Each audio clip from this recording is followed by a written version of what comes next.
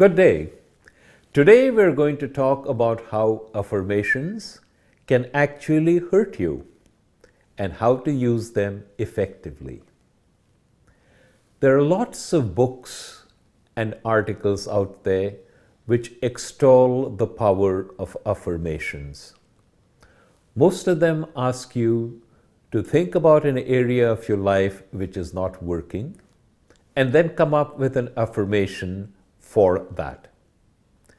So, for example, you find yourself in financial need and you affirm that you are abundant.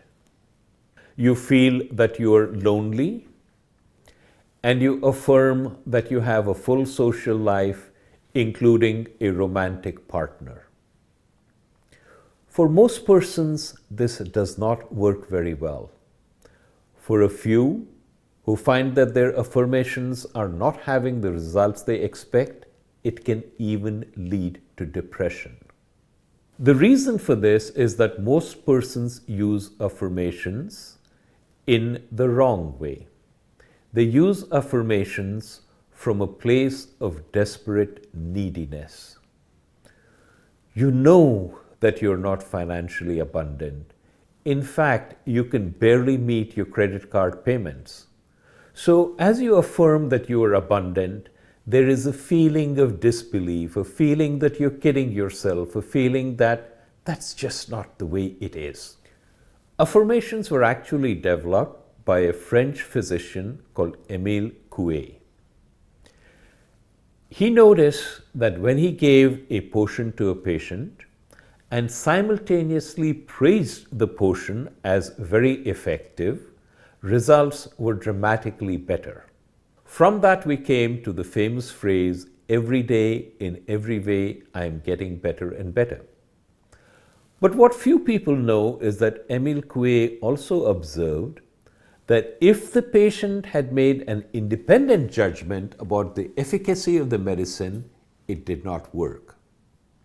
So most of us, when we use affirmations, use it from a place of neediness, from a place of disbelief, and from that place, affirmations are not only ineffective, but they can actually be dangerous because they can lead to depression when you find that they are not working. But there is a method of using affirmations which is much more effective, and I will share that with you right now. Here is an exercise for you. Pick an area of your life that is not working. Perhaps your health is not what it should be and you're overweight. Don't affirm that you are 20 pounds lighter. Affirm an action. Affirm that you will go to the gym every day and work out for at least 30 minutes. Affirm that you will eat a salad at every meal.